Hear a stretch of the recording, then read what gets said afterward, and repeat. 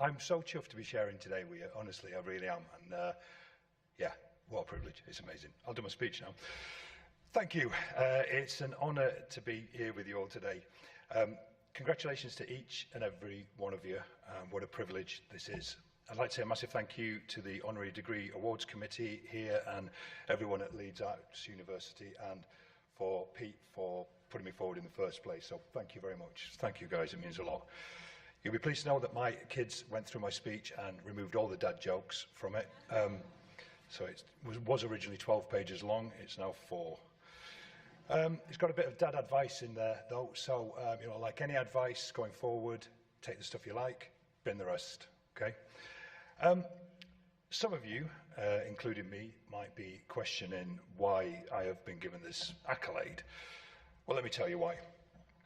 30 years ago, yesterday, I graduated as an actor, and since then, I have fought in both world wars, the Falklands, Bosnia, Iraq. I've cleared mines in Afghanistan. I've killed werewolves in Colorado in the 1800s. I've raced across alien planets. I've escaped from prison. I directed the first episode of Coronation Street in 1960. I've been possessed by an Albanian demon.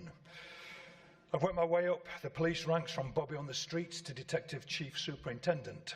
Recorded a Taylor Swift song at Abbey Road whilst Taylor Swift watched.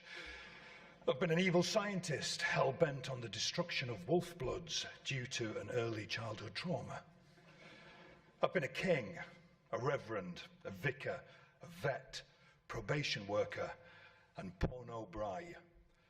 You don't want to know his job. I've been a heckler, guard 2, caseworker, doctor, aviation engineer, prisoner of war, fireman, paramedic, prison guard, football manager. I've worked on the oil rigs. I've worked in the post office.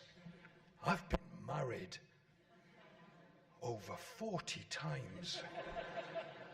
I've fathered over 50 children. One was cursed. One had friends with little people who lived under the floorboards. And one had a strange attraction to graves and a thirst for drinking bathwater. Thank you. One person saw it.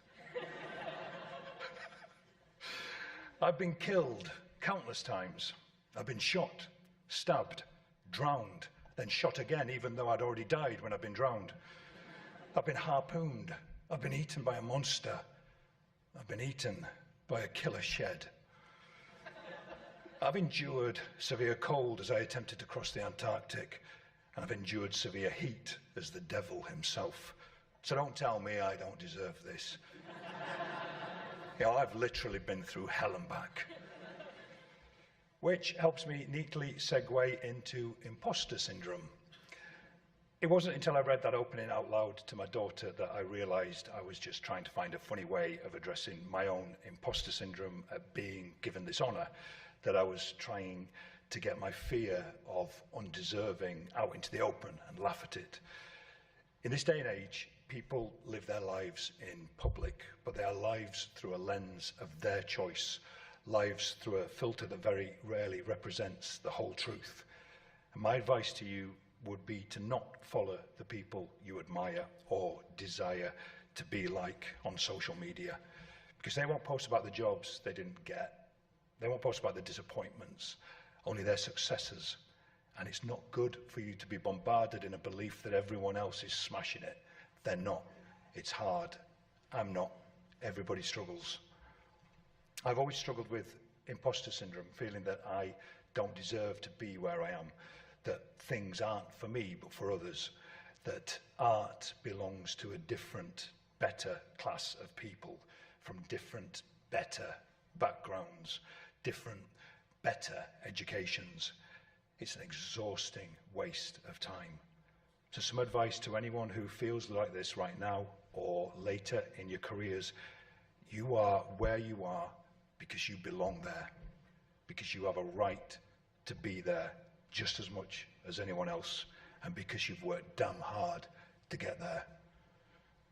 I'm working on a TV series at the moment And rather than using ChatGPT to write this, I thought I'd just chat.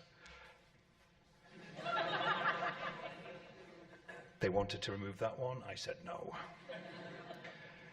So I asked one of our assistant directors, Becca, what a young person, I asked her what she would have liked to hear when she graduated. I'm not making this up. It turns out she graduated from here last year. And she said, sat exactly where you are now, a credit to the university and genuinely a lovely person. She said she would have liked to have heard that it was okay to not know exactly where she was heading when she graduated, and that it was okay to take the time to figure out who you want to be, and that is okay. When I graduated from drama school, the only student from my year without an agent or any kind of interest in me as an actor, I thought then that possibly my syndrome was right and that this life I'd chosen wasn't for me, that everyone else seemed to be doing so well, and that was before the constant social media updates. In fact, we'd only had the internet for 4 years, but I persevered and somehow have made a living out of it. But so many times I've thought it was over, that I've been found out, and that maybe I should have listened to those people who suggested I got a proper job. But 2 people who didn't suggest that were my mum and dad, and who were there. I'm so grateful for your encouragement early on and your open-mindedness to me seeking a career in a difficult and elitist vocation. So thank you. Love you both. And I'm forever grateful to my beautiful wife, Polly. Thank you for constantly supporting me without hesitation, and for having more belief in me than I do myself, and for keeping me grounded in our loving family. Love you. I'm also grateful for my many failures, setbacks, and rejections. All of those minuscule moments that at the time felt so colossal.